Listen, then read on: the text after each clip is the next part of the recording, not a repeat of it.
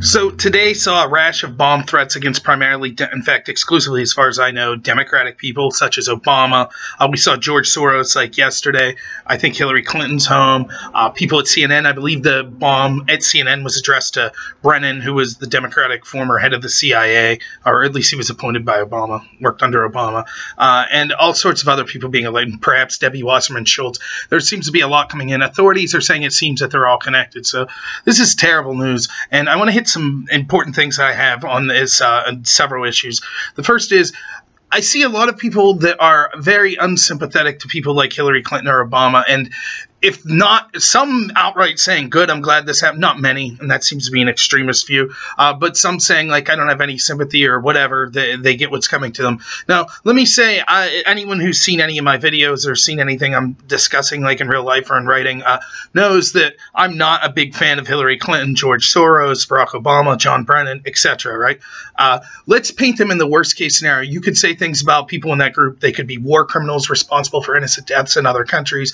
You could say that Hillary, for example, went after potential rape victims and insulted them and slandered them, rape victims of her husband, pay for play, things like that. You could say they're selling out our country, they're opening up our borders, etc., etc. Even the worst of those crimes, none of them whatsoever justify this sort of vigilante attempts to murder people with bombs. Not to mention that innocents could be harmed, but that's very far down the list of why this is wrong. You can't advocate having vigilante mob rule like this where people are sending explosives to politicians they don't like.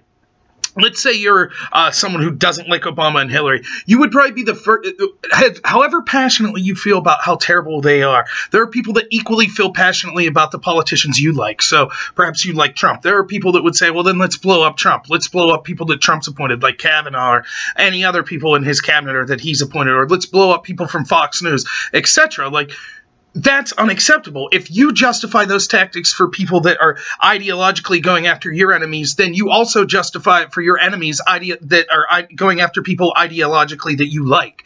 It is unacceptable, period. Violence is never the answer in these political situations, period. It's that simple. And I'm very happy to see that people, Trump and his administration and other Republicans, I think I saw Steve Scalise, who himself was shot by someone engaging in political violence, came out and said that this is totally unacceptable and condemned it in the strongest possible way. So, now, there are people, like I saw Soros' son came out and blamed Trump for this, which is absurd. Now, you can say that Trump's had divisive rhetoric. You can say that, but I feel that Obama had divisive rhetoric, and certainly we see a lot of people in the media and the Democrats now have divisive rhetoric. So, to me, the blame game, like, it seems to be nonsense. I mean, we could play it, and I'll look into it a little further in the video here, but we just need to ratchet down the rhetoric on all sides as far as I'm concerned. I'm going to have a video perhaps coming up next week where a good friend of mine is going to do a video with me, and we're ideologically as close to being opposite as we could be. I'm more of like a libertarian capitalist. He's more of a socialist. But we're good friends, and we disagree with 90% of our political thoughts. Yeah, we're good friends. You could do it civilly. I think he's a good person coming from a good place. Now, you might say, well, yeah, but these politicians aren't good people. Maybe you hate all politicians. Still, once you open the door to this being acceptable behavior or this behavior starting, then the other side will ratchet up and do similar things, and it's just going to increase and increase. Cooler heads need to prevail. And I'm glad to see Trump at least came out and condemned this. I would hope that he tamps down some of his rhetoric. Now, as far as Soros, some of them saying things, and I think you'll start to see media people and other Democrats try to blame this on Trump. Now, again, let me first say this, that it seems that these are all connected. There's a chance that this is one person or one group. That doesn't represent an entire ideological group. For example, it doesn't mean, the right are all bad people, or Trump supporters are all bad people, or whatever this guy is. He might be an anarchist. He might be, for all we know, it could be someone like an ISIS, or someone who was in another country that Obama bombed, and that's why he's going after people that like Brennan, Hillary, Obama, Soros, people that were kind of influential while Obama was having like regime change situations like in Libya. I don't know. But let's be clear on this. There's a lot of people on the right that are saying things like, false flag, right? I'm as conspiratorial as the next person. That could be true. We could be seeing a situation where people that are left-leaning and have some sort of power are setting this up so that they look like they're victims to try to garner votes for the midterm.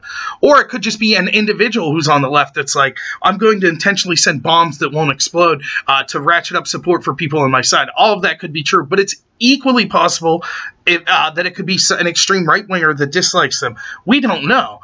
But I ask you this. Remember, General Mattis, who works under Trump, is a member of Trump's cabinet, had ricin poison sent to him a couple weeks ago. We've had Republican offices vandalized. We had all sorts of bad things happen where no one was actually hurt, but there were really threatening situations where people could have been hurt, particularly like that ricin. If you're someone who thinks that this Democratic situation is a false flag, right, ask yourself, when you heard about the ricin getting sent to Mattis, did you say, this is just the Republicans trying to drum up sympathy for them for the midterms?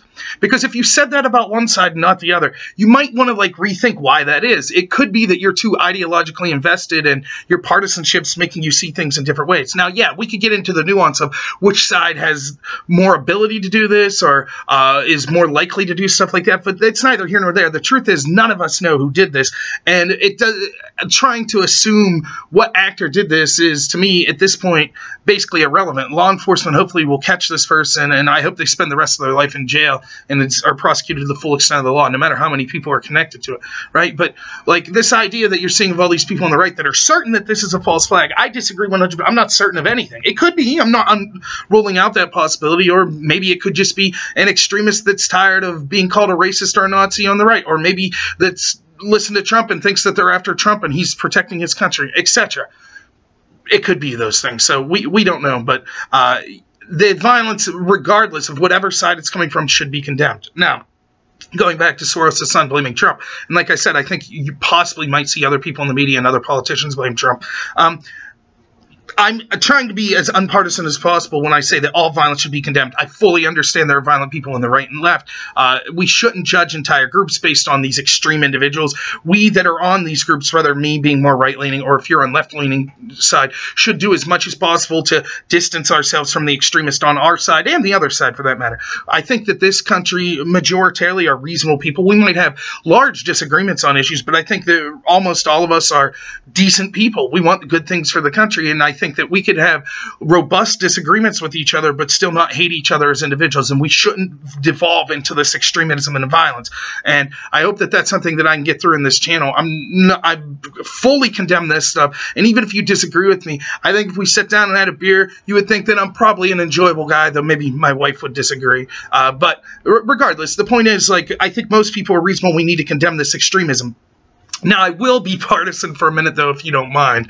Of course you don't. But I think that there's kind of this, to me, it seems like when violence happens and occurs from a left wing, you have people in the mainstream media and people with the high levels of the Democratic Party that seem to want to make excuses for it. Now, granted, maybe not as serious as a bomb threat in most situations, but when Antifa's out there doing extreme things, it seems like many people want to excuse it on the left. Oh, they're just fighting fascists. So, yeah, I guess it's not a great thing they're violent, but they're fighting fascists. So, or they want to downplay it, or some kind. You've had celebrities justifying this violence, and all sorts of things like that. And normally you see these there certainly are morons on the right that will celebrate or make excuses for violence on the right, but normally what we see from the high-level people is straight condemnation of any kind of violence that occurs from people that are perceived as right-wing, right? And that's why I'm glad to see everyone universally come out and condemn this, including Trump's people today, which seems like a no-brainer. Now you might be thinking, yeah, but if someone on the left did something crazy like shoot someone or send a bomb to someone, people on the left wouldn't defend that. Well, yeah, maybe that's true, but not so fast. Remember when Steve Scalise, the Republican congressman, was shot? This was a Bernie supporter that shot him, and he was trying to shoot up an entire baseball field full of Republican officials, right? Republican congressmen. That's very scary. If you look back on what happened in that situation, you had all of these left-wing people refusing to condemn just left-wing violence. In fact, many of them blame Trump. So Republicans get shot, it's Trump's fault. Democrats get shot, it's Trump's fault. That seems to be the big pitch at the media, the mainstream media, and a lot of these head Democrats. In fact, Pelosi was specifically asked, well, do you think that, your side's rhetoric? And keep in mind, they're doing things like calling Trump supporters Nazis. They're saying that Republicans are going to lead to the death of women, the death of minorities, rounding up gay people, rounding up Muslim, things of that nature. There could be a lunatic out there that hears that and would say, hey, let's go out and attack someone. Now, granted, I will admit on the other side, there could be a lunatic that hears Trump saying things like the press are the enemy of the people, or, how un-American the left wing is, and they could be a lunatic and go out and attack. So I'm not saying, but it does seem like the left is, one, ratcheting up these calls where you see them saying, yeah, approach people. It's okay to have these mobs surround congressmen, confront them at their home, things of that nature, right? Like, you see the left at the high levels defending that stuff, and this seems to be the type of escalation that inevitably will come from that, where someone's going to get hurt and there'll be some real violence. So, again, in the Scalise shooting, what you saw was the Democrats were like, no, all violence is bad, and some of them were like, this is Trump's fault, right? But go back before that, even before Trump, like when you had like Gabby Gifford that got shot. She was a congressperson, I believe, that was shot, and it was perceived as right-wing violence. You had Bernie Sanders actually sent fundraisers out in this, saying that, you know, is it possible to even be left-wing in this state? The right-wing people need to tamp down their violence, blah, blah, blah. But when his supporter went out and shot someone, did he come out and say, us left-wingers need to tamp down our rhetoric? Of course not. He just said all violence is bad, and that's the end of it.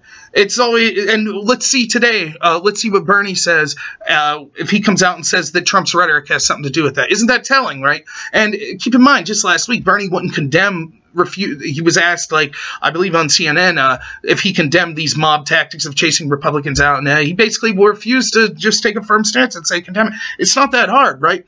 Like, I dislike a lot of Bernie's policies. I dislike Pelosi's policies and things like that. I don't want to see mobs around them. Like, I don't support that. It's that simple. Like, it's easy to say, no, that's not what we do. Let's beat them at the ballot box. Beat them intellectually. Beat them with words. But for some reason, it's becoming very difficult for people on the left to say that. So I'm happy.